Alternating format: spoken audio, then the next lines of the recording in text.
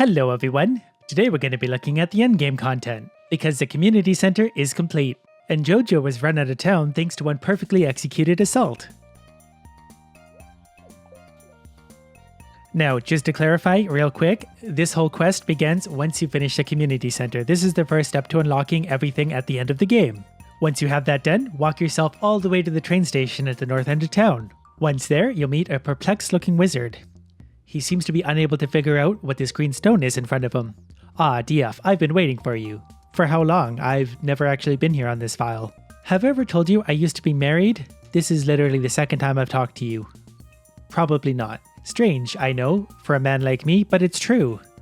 I don't disbelieve you, I just don't care. My wife and I were together for many years until I made a mistake that drove her away. He dyed his hair purple.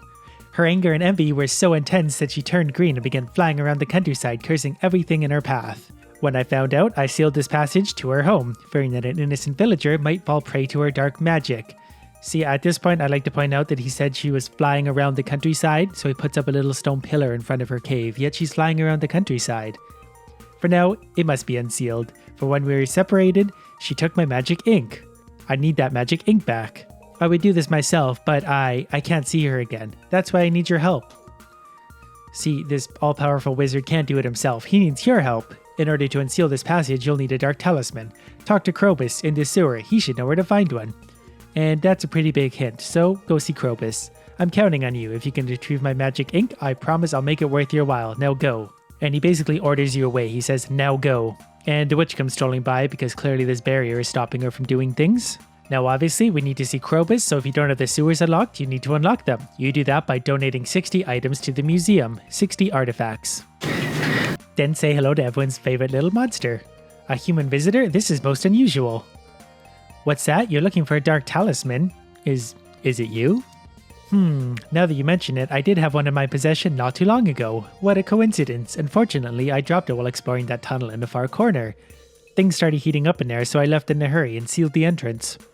You seem pretty sturdy though, so I'll open it back up for you. Just be careful, okay? I'm always careful, that's pretty much my middle name. And we can now enter the Mutant Bug Lair. And there's a reason I mentioned the bugs, because this place is mostly just full of bugs. You approach them, they turn into flying annoying bugs, and then you just murder them with whatever weapon you happen to have. Also, this place is a great source of fiber if you don't have enough fiber in your life. Come down here for lots of bugs and lots of fiber. This area is actually quite short, quite small. The biggest problem is going to be dealing with their bugs, but I'm already at the end. That didn't take me probably more than 30 seconds. Quick note, this place is also excellent for combat experience. If you want to level your combat skill, come down here, kill all the bugs. It's very quick to access, very easy to do. Now, getting back to that Dark Talisman that Krobus had to abandon, placed neatly in a chest because things were getting heavy. Simply open the chest, you get the Dark Talisman. It's covered in bug slime. Now all we do with this rare little artifact is take it back to that barrier that was blocking the wizard's path up by the train station. And this little thing for some reason will let you through. It makes the green block fly away because apparently it's really a bird in disguise. Upon entering the cave, we find a nice little portal that takes us to the witch's swamp. But we can't get to the witch's house just yet. We have to deal with this idiot who's wearing a pot on his head. Gwiah, human. Whatever you say, idiot. You want to pass? I'm sorry, this is private property. I'm sorry, but I can't let you pass. I'd lose my job. Now at this point, there's no real hints on how to get past him. I don't think there's actually any reference to how to get past him in the game that I'm aware of. If there is, someone let me know. What it takes to get past him is a Void Mayonnaise. And there's several ways you can get one. One, if you have a chicken laying eggs in a coop, if the eggs are laying on the ground and the witch happens to stop by at night, she'll turn an egg into a void egg. Run that through a mayonnaise maker, and it will turn into a Void Mayonnaise. Alternatively, Krobus will sell you a void egg for 5,000 gold, so you can also run that through a mayonnaise maker. And the final option is you can catch a void mayonnaise actually by fishing right here in the swamp, which I assume is what the game mostly intended for you to do. Because every time you find a new body of water, you're just so tempted to fish that you can't help but try it. You can also catch the void salmon in here, it's the only place you can catch it. It took me 6 casts to get a void mayonnaise. All you gotta do is give it to this guy. For some reason, he's addicted to this. It's like catnip for goblins. He can't resist, and off he goes. For some reason, I get to go into the witch's hut now. And this place has some pretty unique stuff to play with. The first thing we want to do though is pick up the wizard's magic ink. Don't forget that, that's what we're really here for. You found the wizard's lost magic ink. Better return it to him. Now you may have noticed there's 3 statues in here. If you haven't, you're not looking very closely. The first one, which is my favorite, adequately covered in doves. is the Dark Shrine of Selfishness. The statue stares through you. Now, if you have kids, which is a bad idea, and you don't want kids anymore, give this shrine a prismatic shard and it turns the children into doves. It takes them away. It makes them disappear. Basically what I'm saying is this shrine murders your children. This one in the middle, the Dark Shrine of Memory, also very useful. For only 30,000 gold, it will erase your ex-spouse's memory, so they'll forget you were ever married and divorced. That way you can start fresh with a new spouse, because most of them are pretty angry after you divorce them. And my least favorite of the bunch is a Dark Shrine of Night Terrors, and doesn't that sound like a lot of fun?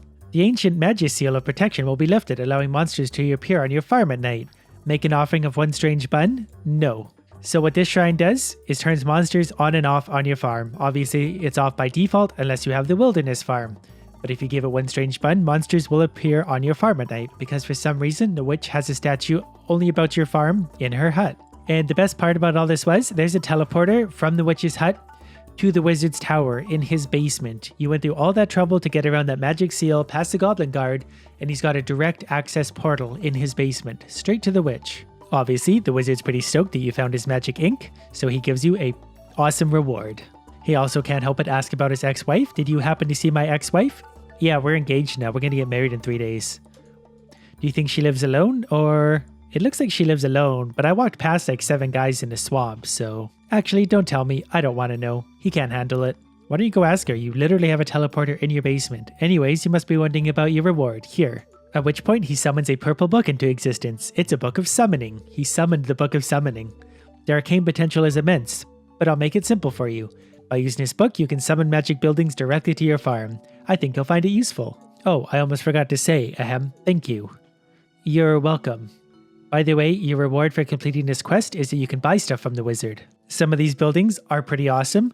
First being the Jun Mo Hut. Junimos will harvest the crops around the hut for you. It costs 20,000 gold, 200 stone, 9 starfruit, which can be annoying to gather, 100 fiber.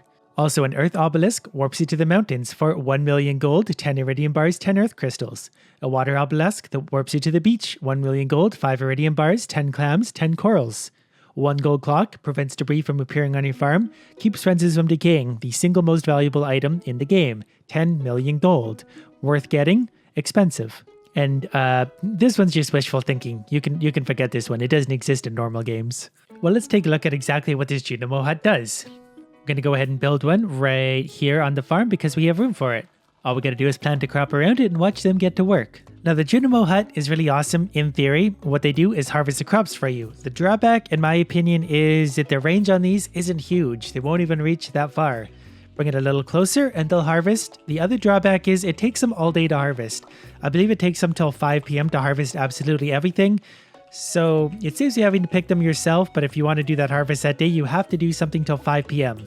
But I guess you get what you pay for, because they're not paid after this point. You summon them from the other world using the wizard's book, and they're pretty much working for free. They will wander around and harvest these very slowly. All you gotta do at the end of the day is walk over to their hut and withdraw whatever it is they've gathered in there. These will stack for a while, so you could let them build up for years and years and go gather it at that point. Also remember exactly how much it costs to get the Jun Mo Hut. Considering what you get for that price, I really don't think it's worth it. It's kind of a fun novelty, but not really worth it. Working our way down the list, let's look at the Earth Obelisk. We're going to go ahead and plant that generally somewhere not too far from the door because the whole point of this is it saves you time running. While we're at it, let's just go ahead and do a Water Obelisk. Between the two of them, $2 million well spent. In a perfect world, I'd be able to put these inside my house, more specifically in my children's rooms. That way they crawl over, touch this, and be out of my life. Now, as you may suspect, all you gotta do, walk up, touch these, and they teleport you to the mountain. And the other one, no doubt, takes you to the ocean. More specifically, right here. Basically, any of these endgame items you get from the wizard are to save you time and trouble doing the things you've probably already done a million times to get here. This one saves you time harvesting crops, these ones save you walking time, and the gold clock, which you're about to buy, this saves you time keeping your field clear and clean again and again and again. The Junimos have worked their way down to the bottom. It is 2:10 p.m. They have another few hours to go to harvest everything. Their space is bigger than I remembered. It turns out it is 8 spaces in any direction from their door, which is about the same as the Scarecrow. And lastly, of course, that expensive 10 million gold clock. We'll go ahead and throw this right here because it doesn't really matter. All these items obviously can be moved after the fact. As soon as that up, your fences no longer decay and no more crap shows up on your farm that you don't want. Grass will still grow, but grass doesn't harm any of your fields or existing crops. And it's good for feeding your animals if you actually feed your animals. So again, these items are more so just a novelty. It's more about doing the quest after the community center to really get that stuff that's at the end of the game. These things just save you the time and trouble of doing the things you've done a million times already. Alright, well that's it for now, at least until Stardew Valley's next update, which should be soon, which presumably is going to put more content beyond even this stuff, which is going to take you a long time to get. So, any more good video ideas, game ideas, let me know in the comments below. Other than that, hope you liked it. Thanks for watching.